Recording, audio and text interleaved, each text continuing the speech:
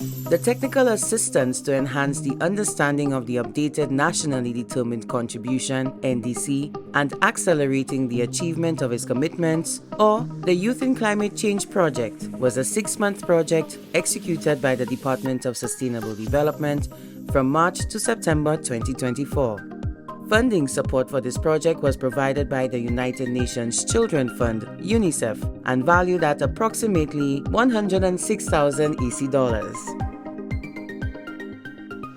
The aim of this project was to raise the knowledge, action, and awareness of Saint Lucian youth on the Nationally Determined Contribution (NDC) and general climate change impacts and actions in Saint Lucia.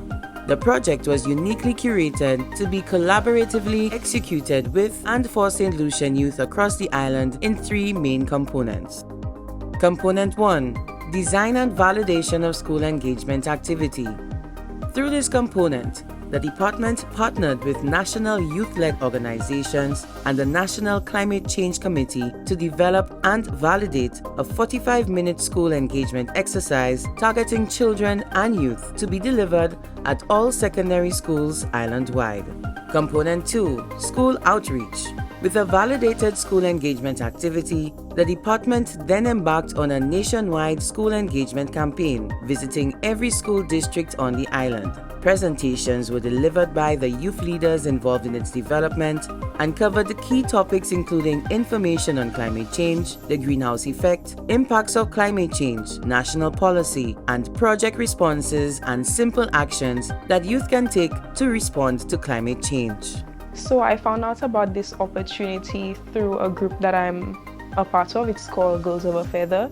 Through that group, I was introduced to the Department of Sustainable Development because they were looking for youth leaders to assist them in being presenters for their Youth in Climate Change school visits. Before we could visit the schools, we had an ideation session where we basically simplified the topic of climate change because it can be quite complex, and we were visiting Form 3 students. So we had that session to come up with a presentation that would present the information to the students in a way that they could understand.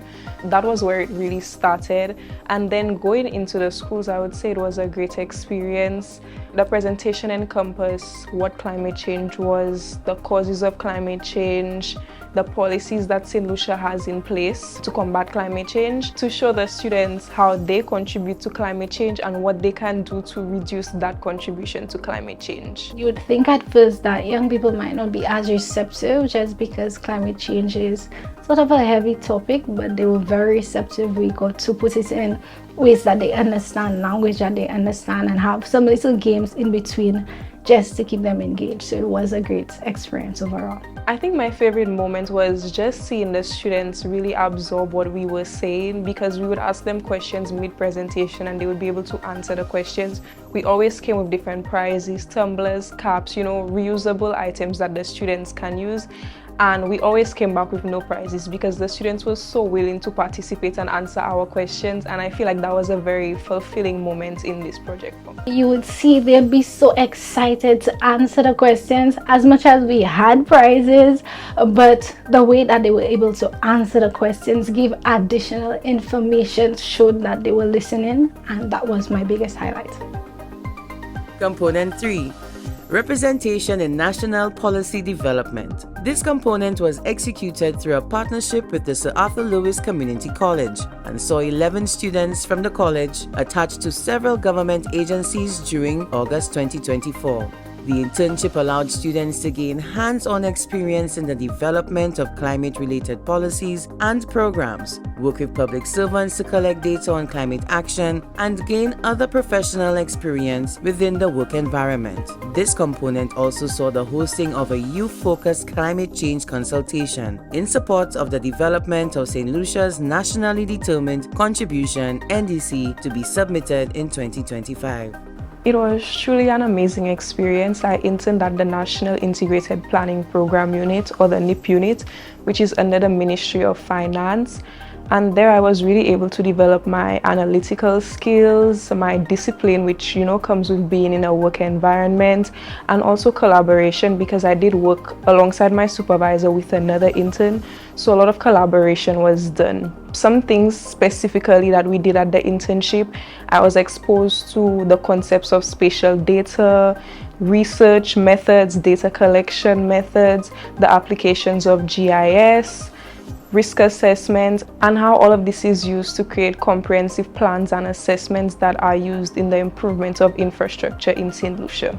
So I got onto the CYNP program, which is a climate youth negotiation program, through not being nominated from DSD, and from there I got to do a 5-month course. It was very in-depth. It was a lot of work, a lot of training, but it was worth it at the end, because from that I got to experience COP29 in Azerbaijan, Baku, which was a great experience. I learned so much.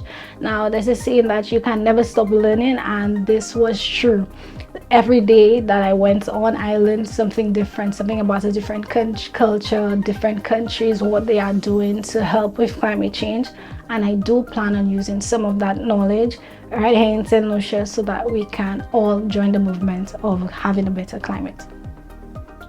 Technical partners for the project include the Integrated Ecosystem Management and Restoration of Forest on the Southeast Coast of St. Lucia, or the Southeast Coast Project, Natural Resource Management of the Northeast Coast, Ionola Project, and the Department of Education. Throughout its implementation, the Youth in Climate Change project engaged almost 800 young people across the island, developed a climate pledge for secondary schools, procured over 400 LED bulbs for secondary schools, and connected with over 15 different national youth-led organizations, ensuring their involvement in climate action across the island.